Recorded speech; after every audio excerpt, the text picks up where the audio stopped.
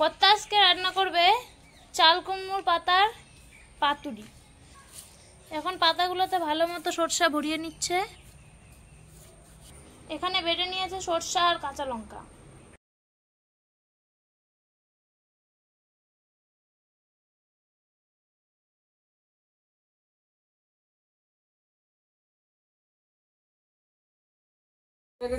আমি তেল দিব,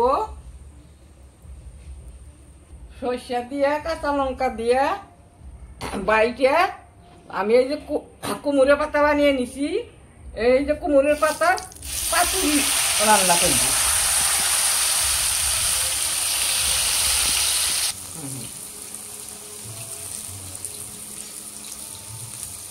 উল্টিয়া নেব, উল্টিয়া হান একটু ভাজা ভাজা কইরা জলের রাস্তা দিয়া এই যে কুমড়ের পাতা পাতুরি তার মধ্যে একটু জলের রাস্তা দিয়ে হান আমি ঢাইকা দিব।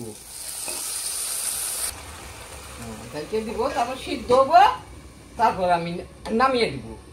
আমি এখন গুছিয়ে দিব, গুছিয়ে দিয়ে নাড়াচাড়া কইরা নামিয়ে দিব।